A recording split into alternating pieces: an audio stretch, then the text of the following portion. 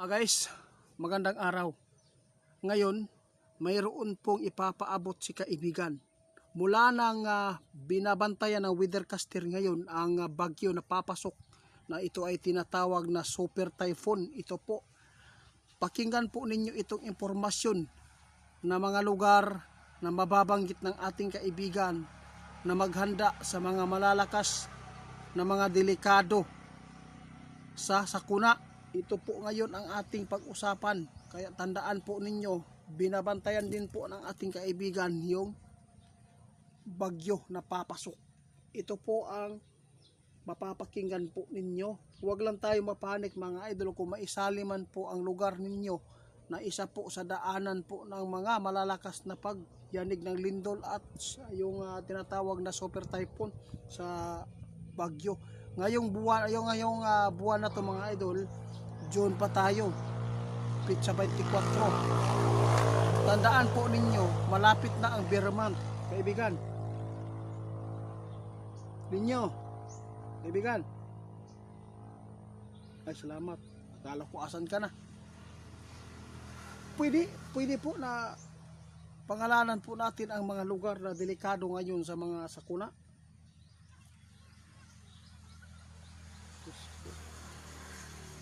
Ito po mga lugar mga idol, pinangalanan po ng ating kaibigan, 3 lugar na Patay ka.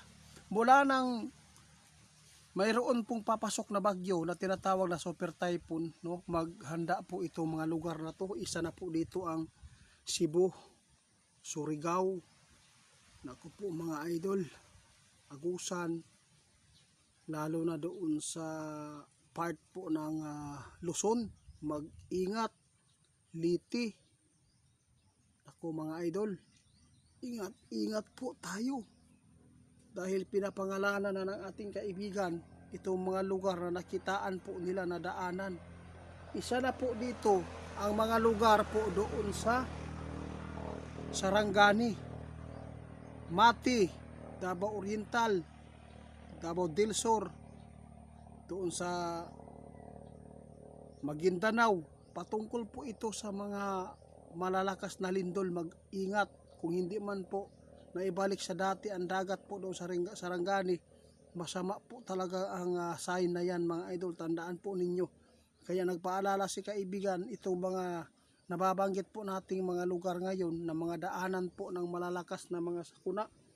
Lalo na sa super typhoon, mag-ingat po ang Cebu. Dahil si kaibigan nag-alala, malapit na po ang bear month. June na po tayo ngayon mga idol, 24, hinapos na. Mag-July na po tayo sa sunod. Nakalap ng ating kaibigan talaga mga idol ang mga sakuna na dapat nating paghandaan. Kung kayo man po ay malapit sa dagat, malapit sa sapa, malapit sa landslide area, ito po ang tandaan ninyo. Lumayo kayo po doon ngayong bear month na to mga idol. Ngayong bear month. Nag-alala po si kaibigan sa nakikita nila, kaya pinangalanan po ng ating kaibigan. Isa na po dito ang Sarangani, pinakadelikado sa mga lindol mga idol.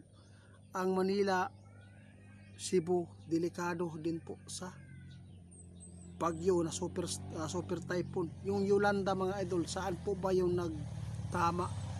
Yung Yolanda na bagyo. Kailangan po mag-ingat po kayo. Maraming salamat po mga idol. Kaya tandaan po natin na mahirap na po. Guys, yun lang po ang aking maipaabot sa inyo. Kailangan maging alisto tayo para walang masakit na mga pangyayari. Tandaan natin, mahalaga po ang buhay natin. Mas mahalaga po ang buhay po ng mga anak natin. Kung ikaw man po ngayon, isa sa nakatira dyan, sa nababanggit po natin na daanan po ng malalakas na mga sakuna, lalo na pag delikado ang lugar mo, malapit sa landslide, malapit sa mga building, malapit sa sapa, dagat, marami pong mga bahay na marami pong mga lugar na pwede po natin na mapuntahan at safety.